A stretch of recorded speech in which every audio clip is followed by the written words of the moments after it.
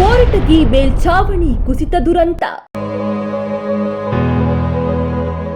ಘಟನೆ ನಡೆದ 6 ಗಂಟೆಯಲ್ಲಿ ಅಜ್ಜಿ ಅಕೌಂಟ್ಗೆ ಬಂತು 20 ಲಕ್ಷ ರೂಪಾಯಿ.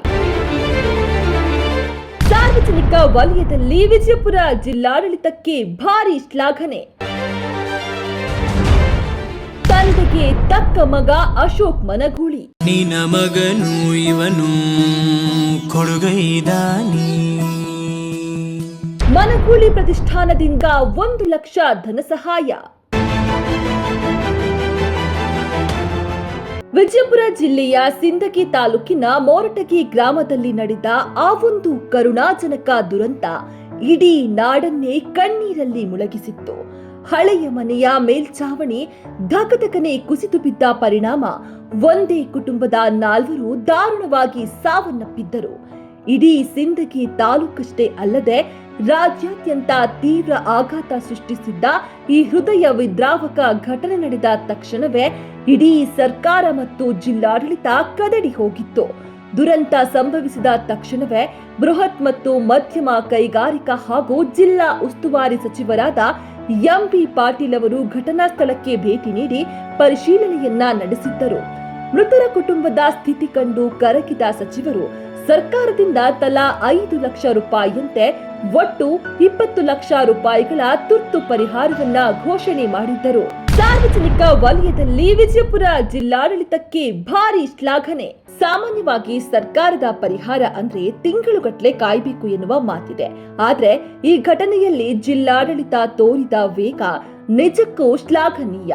ಹೌದು, ಸಚಿವರ ಖಡಕ್ ಸೂಚನೆಯ ಬೆನ್ನಲ್ಲೇ ಕಾರ್ಯಪ್ರವೃತ್ತರಾದ ವಿಜಯಪುರ ಜಿಲ್ಲಾಡಳಿತ ಘಟನೆ ನಡೆದ ಕೇವಲ 6 ಗಂಟೆಯೊಳಗೆ ಮೃತ ಈರಣ್ಣ ಬಡಿಗೇರ ಅವರ ತಾಯಿ ಶಾಂತಾಬಾಯಿ ಬಡಿಗೇರ ಅವರ ಬ್ಯಾಂಕ್ ಆಫ್ ಮಹಾರಾಷ್ಟ್ರ ಖಾತೆಗೆ ನೇರವಾಗಿ 20 ಲಕ್ಷ ರೂಪಾಯಿ ಪರಿಹಾರ ಧನವನ್ನ ಜಮಾ ಮಾಡಿದೆ. ಸರ್ಕಾರದ ಈ ಕ್ಷಿಪ್ರ ಕಾರ್ಯಕ್ಕೆ ಹಾಗೂ ಜಿಲ್ಲಾಧಿಕಾರಿ ಡಾಕ್ಟರ್ ಆನಂದ್ಗೆ, ಜಿಲ್ಲಾ ಪೊಲೀಸ್ ವರಿಷ್ಠಾಧಿಕಾರಿ ಲಕ್ಷ್ಮಣ ಬಿ ನಿಂಬರಗೆ, ಸಿಇಒ ಋಷಿ ಆನಂದ್, ಜಿಲ್ಲಾ ಆರೋಗ್ಯ ಅಧಿಕಾರಿ ಸಂಪತ್ ಕುಮಾರ್ ಗುನಾರಿ, ಸಿಂದಗಿ ತಹಸೀಲ್ದಾರ್ ಕರೆಪ್ಪ ಬೆಳ್ಳಿ, ಪಿಎಸ್ಐ ಶ್ರೀಕಾಂತ ಕಾಂಬಳೆ ಇವರುಗಳ ಕಾರ್ಯಕ್ಕೆ ಸಾರ್ವಜನಿಕ ವಲಯದಲ್ಲಿ ಭಾರಿ ಶ್ಲಾಘನೆ ವ್ಯಕ್ತವಾಗಿದೆ. ಇದರ ಜೊತೆಗೆ ಈ ಭೀಕರ ದುರಂತದಲ್ಲಿ ಯಾವುದೇ ಗಾಯಗಳಿಲ್ಲದೆ ಪವಾಡ ಸದೃಶವಾಗಿ ಬದುಕುಳಿದಿರುವ ಬಾಲಕ ವೀರೇಶನಿಗೆ ಸಂಪೂರ್ಣ ಉಚಿತ ಶಿಕ್ಷಣ ನೀಡುವುದಾಗಿ ಸಚಿವ ಎಂಬಿ ಪಾಟೀಲರು ನೀಡಿದ ಭರವಸೆ ಸಂತ್ರಸ್ತ ಕುಟುಂಬಕ್ಕೆ ದೊಡ್ಡ ಆಸರೆಯಾಗಿದೆ.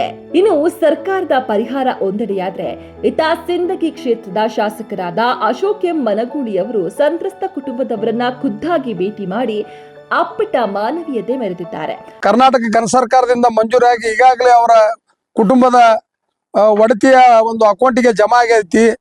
ಇವತ್ತ ನಾನು ಸಹಿತ ನಮ್ಮ ತಂದೆಯವರಾದ MC ಮನಗೂಳಿ ಅವರ ಪ್ರತಿಷ್ಠಾನದ ವತಿಯಿಂದ ನಮ್ಮ ತಂದೆಯವರಾದ ದಿವಂಗತ MC ಮನಗೂಳಿ ಅವರ ಹೆಸರಿನಲ್ಲಿ ನಾವು ಒಂದು ಪ್ರತಿಷ್ಠಾನ ಇವತ್ತು ಪ್ರಾರಂಭ ಮಾಡಿದ್ದೀವಿ. ಇಂಥ ದುರ್ಘಟನೆಗಳು ಸಂಭವಿಸಿದಾಗ ನಾವು ಏನೇ ಅಲ್ಲಿ ಸಹಾಯ ಮಾಡಬೇಕು ಸಮಾಜಕ್ಕೆ ಅನ್ನೋ ನಿಟ್ಟಿನಲ್ಲಿ ಒಂದು ಉದ್ದೇಶ ಇಟ್ಕೊಂಡು ಆ ಸ್ಥಾಪನೆ ಮಾಡಿದ ಪ್ರತಿಷ್ಠಾನದ ವತಿಯಿಂದ ನಾನು 1 ಲಕ್ಷ ರೂಪಾಯಿ ಅವ್ರ ಮನೆತನಕ್ಕೆ ಕೊಡು ಮಾಡುವಂತ ಕೆಲಸ ನಾ ಮಾಡಿದ್ದೀನಿ. ಇವತ್ತ ದುರಂತದ ಜಾಗಕ್ಕೆ ಭೇಟಿ ನೀಡಿ ಕುಟುಂಬದ ಸದಸ್ಯರಾದ ರೇವಣಸಿದ್ದ ಮಸಳಿ, ಶಾಂತಾಬಾಯಿ ಬಡಿಗೇರ ಹಾಗೂ ಪುತ್ರ ವೀರೇಶ ಬಡಿಗೇರ ಅವರಿಗೆ ಸಾಂತ್ವನ ಹೇಳಿದ್ರು.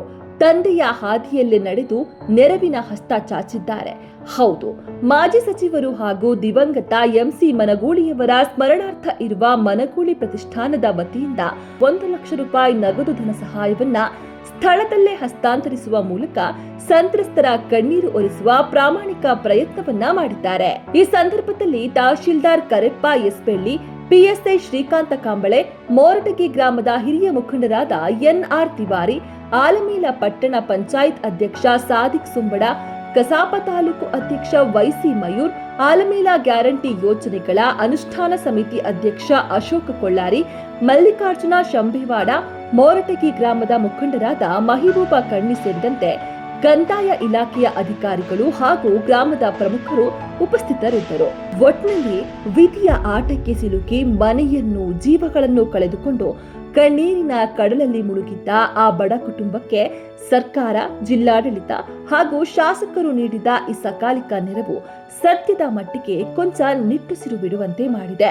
Bureau report, Vishwaprakash T Malagonda. ಅಪರಾಧಕ್ಕೆ ಸವಾಲ್ ಡಿಜಿಟಲ್. ಅಪರಾಧಕ್ಕೆ ಸವಾಲು ದಿನಪತ್ರಿಕೆ ಜೊತೆಗೆ ಡಿಜಿಟಲ್ ಅಲ್ಲಿ ಹೊಸ ರೂಪ.